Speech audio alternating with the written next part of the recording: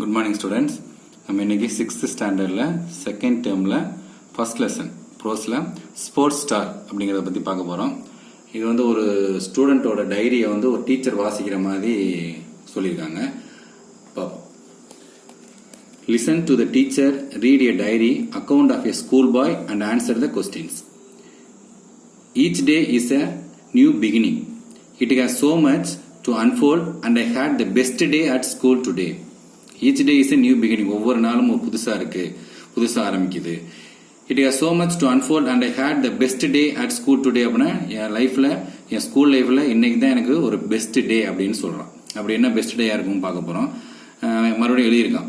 Cricket is something that I love. Cricket எனக்கு ரொம்ப பிடிக்கும். Is something that I love, ரொம்ப பிடிக்கும். Today my teacher told us that we would be learning about a cricketer. இன்னைக்கு எங்க teacher வந்து சொன்னாங்க, என்ன சொன்னாங்க, இன்னைக்கு ஒரு கிரிக்கெட்டரை பத்தி நம்ம என்ன பண்ண போறோம், லேர்ன் பண்ண போறோம். அதான் சொன்னாங்க. Today my teacher told us that we would be learning about a cricketer. I thought of Sachin, Virat Kohli and many other male players in the Indian cricket team, but she introduced Mithali Thoriraj.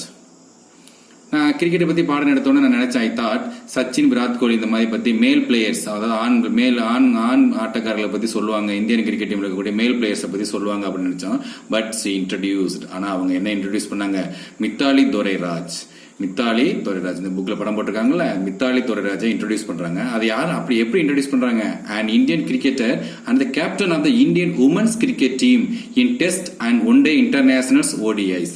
அது எப்படி சொல்றாங்க, Indian woman கிரிக்கெட்டர்ல இருக்கக்கூடிய captain Mithali தொரைராஜ் அப்படின்னு சொன்னோன்னா அவங்க எப்படிலாம் இருக்காங்க, டெஸ்ட்லயும், test போட்டினா தெரியுமா 5 நாள் நடக்கும், ஒன் டேனா ஒரே நாள்ல 50 ஓவர்ஸ் நடக்கும்.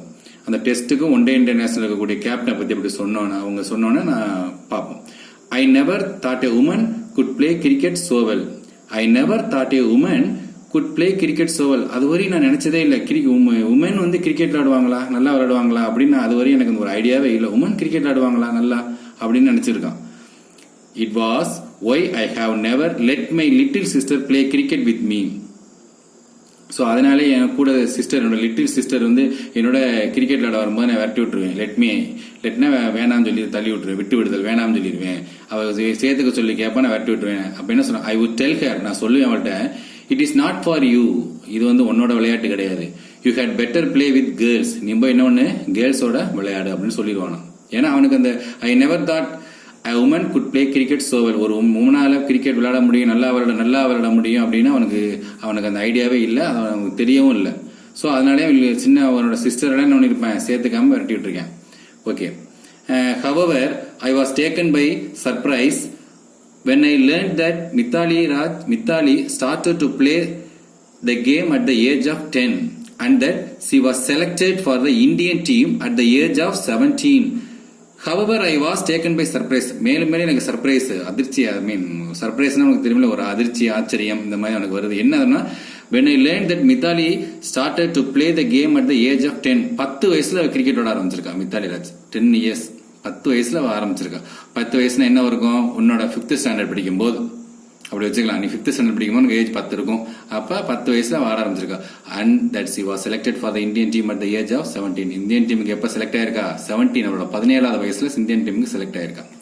நெக்ஸ்ட் இது ஒரு ரீட் பண்றேன், ஏதோ கொஞ்சம் ஒரு 2 வரி ரீட் பண்ணிக்கிறேன். Mithali lives in Hyderabad. I was interested to learn that her mother tongue is Tamil. I felt very proud that she has been widely recognized and acknowledged.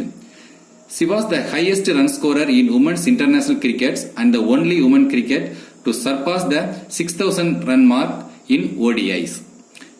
Mithali lives in Hyderabad. Mithali வந்து எங்க இருக்கான்னா ஹைதராபாத்ல வசிக்கிறார். ஹைதராபாத் அப்படிங்கிறது எங்க இருக்கு அப்படின்னா தெலுங்கானால இருக்கு. தெலுங்கானாவோட கேபிட்டல் சிட்டி வந்து Hyderabad.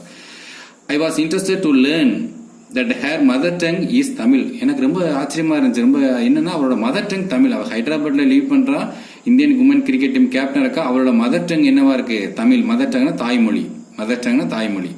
I felt very proud that she has been widely recognized and acknowledged. எனக்கு ரொம்ப பெருமையா இருந்துச்சு. ஏன்னா தமிழ்நாட்டில் பிறந்தவ, தமிழ் மொழியை தாய்மொழியா கொண்டவ, ஒய்ட்லி ரெகனைஸ்ட் அண்ட் அக்னாலேஜ். ரெகனைஸ்னா எல்லாராலும் ஏற்றுக்கொள்ளப்படுகிறது, அக்னாலேஜ்னா எல்லாராலும் அறிந்து கொள்ளப்படுதல். இப்போ நீ உனக்கு யாராவது ஒரு பெரிய ஆள் சொன்ன, இப்போ மோடி அப்படின்னு சொன்னா உனக்கு எல்லாருக்கும் தெரியும், ராகுல் காந்தி அப்படின்னா எல்லாருக்கும் தெரியும். அதான் recognised, acknowledged.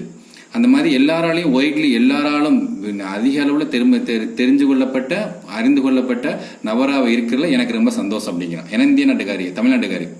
She was the highest run scorer in women's international cricket and the only woman cricket to surpass the 6,000 run marks in one day.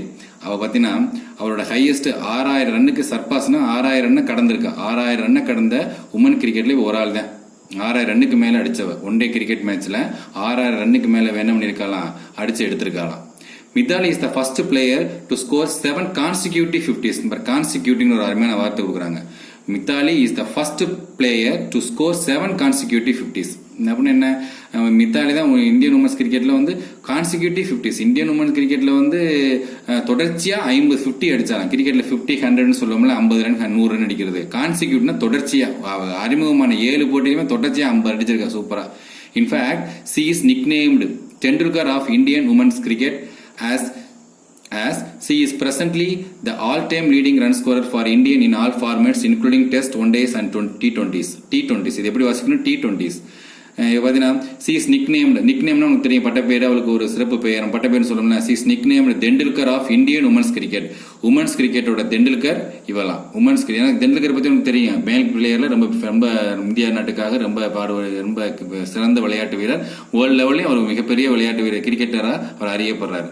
As he is presently in all the leading run scorer for Indian in all formats. அதே மாதிரி இந்தியாவை வந்து எப்படி அறியப்படுகிற one டேஸா இருக்கட்டும், டெஸ்டா இருக்கட்டும், T20 இருக்கட்டும், அதிகமா run எடுக்கிறவ யாருன்னா இந்த மித்தாலி துரைராஜ் தான்.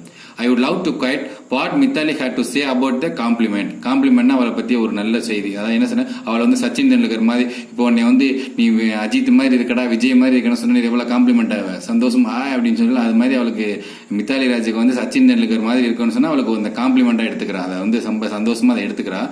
அதை பத்தி ஒரு அருமையான கீழே ஒரு குவைட் சொல்றா, கோட் அப்படிங்கிறது code. I would love to quote what Mithali had to say about this compliment. இந்த சச்சின் தெண்டுல்கர் அப்படின்னு அவங்கள வந்து எல்லாரும் சொல்றதுக்கு அவ கீழே ஒரு கோட் பண்ணியிருக்கா, அது எனக்கு ரொம்ப பிடிச்சது அப்படின்ட்டு. அவ என்ன சொல்லியிருக்கான்னு பாருங்களேன். இதை நான் ஃபர்ஸ்ட் வாசிக்கிறேன். She said, on the one hand, being compared to Sachin is an absolute privilege. I do not think I have achieved even half of what he did for the country. On the other, being a woman cricketer, I want people to know me for my own identity. I would rather not be compared to a male cricketer. இப்போ சிசட் அந்த one hand okay, எனக்கு being compare to Sachin is an absolute privilege. நீங்கள் ஒரு பக்கத்து எனக்கு நீங்கள் என்னை சச்சினோட compare பண்ணுறது எனக்கு எப்படி இருக்குது, அப்சல்யூட் ப்ரிவிலேஜ், ரொம்ப பெருமையாக இருக்குங்கிற. ப்ரிவிலேஜ்னா பெருமையாக இருக்குங்கிற. I do not think I have achieved even half of what he did for the country.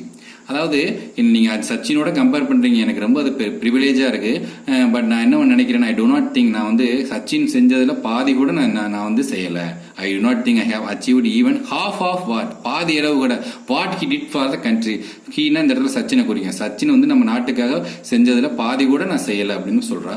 And other இன்னொரு பக்கத்து நீங்க சொன்னீங்கன்னா being a woman cricketer, I want people to know me for my own identity. இன்னொரு பக்கத்து பார்த்தீங்கன்னா என்ன வந்து நீங்கள் எப்படி நீங்கள் ஐடென்டிஃபை பண்ணணும் அப்படின்னா என்னோட மித்தாலி ராஜ்னு தான் சொல்லணுமே ஒழிஞ்சு சச்சினா நீங்கள் சொல்லக்கூடாது அப்படிங்கிற சொல்கிறேன். அதாவது நானாக தான் இருப்பேன், நீங்கள் வந்து என்ன இன்னொரு ஆளோட என்ன பண்ணக்கூடாது, கம்பேர் பண்ணக்கூடாது. நம்ம சொல்லுவோம்ல யாரோட என்ன கம்பேர் பண்ணக்கூடாதுன்னு சொல்லணும்னா அதை சொல்கிறா. And other being a woman cricketer, I want people to know me for my own identity. என்னோட எல்லாரும் உமன் கிரிக்கெட்டர் என்னோட ஓன் ஐடென்டிட்டி நான் அறியப்படுறது தான் விரும்புகிறேன். I would rather not be compare to a male cricketer. நான் ஒருபோதும் மேல் கிரிக்கெட்டோட கம்பேர் பண்ணுறதுல என்ன பண்ணல, விரும்பலை அப்படின்னு சொல்கிறா. ஸோ இதுவரை இந்த வீடியோவில் போதும். அடுத்த வீடியோவில் நான் அடுத்தது போடுறேன். இப்போ உங்களுக்கு ஓரளவுக்கு ரீடிங்கு இதில் வார்த்தைகள்லாம் உங்களுக்கு தெரியும். நான் இதில் ஒரு முக்கியமான ஒரு க்ளோசரி, எனக்கு நம்ம ஸ்டூடெண்ட்ஸுக்கு ஒரு முக்கியமான ஒரு 10 க்ளோசரி மட்டும் நான் சொல்கிறேன். அதை மட்டும் நீங்கள் என்ன வார்த்தை அப்படிங்கிறத நீங்கள் தெரிஞ்சுக்கங்க.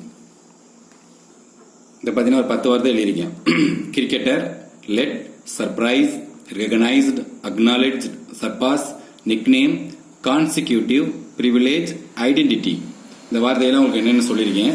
லெட்டுனா மட்டும் விட்டு விடுதல், கிரிக்கெட்னா இது கிரிக்கெட்னா கிரிக்கெட் விளையாடுறவங்க, சர்ப்ரைஸ்னா ஆச்சரியப்படுத்துறது, ரெகக்னைஸ்னா ஏற்றுக்கொள்ளுதல், அக்னாலஜ்னா அறியப்படுதல், சர்பாஸ்னா கடந்து செல்றது, அதை கடக்கிறது, நிக்நேம்னா பட்ட பேரு, கான்சிக்யூட்டிவ் அப்படின்னா ரொம்ப சந்தோஷப்படுறது, தொடர்ச்சியாக, கான்சிக்யூட்டிவ்னா தொடர்ச்சியாக 750 சொன்னால, ப்ரிவிலேஜ் அப்படின்னா சந்தோஷப்படுறது, ஐடென்டிட்டினா தனித்துவம். சரிங்களா, இந்த வார்த்தைகளை நீங்க தெரிஞ்சுக்கணும். இப்போ நான் ஒரு சின்ன வீடியோ காட்டுறேன், மித்தாலி ராஜ் விளையாடுற video. It's going to go. It's gone up high in the air. Beautiful piece of timing. It's gone all the way. Has it? Yes. It's the first six. Students இப்போ மித்தாலி ராஜ் வந்து பாகிஸ்தானோட விளையாடும்போது ஒரு சிக்ஸ் அடிச்சதை பார்த்தீங்க. இப்போ வந்து சவுத் ஆப்பிரிக்காவோட மேட்ச் விளையாடும்போது ஒரு சிக்ஸ் அடிக்கிறத பார்த்ததோட இந்த வீடியோவை நம்ம முடிச்சுக்கலாம். Already needing 126 of 97 balls. They've a good start. Slow ball and just punched for another maximum. The second maximum of this over. Watch. So,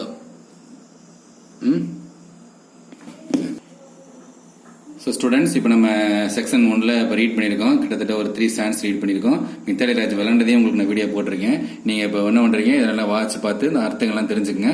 அடுத்த வீடியோவில் மச்சதை பார்ப்போம்.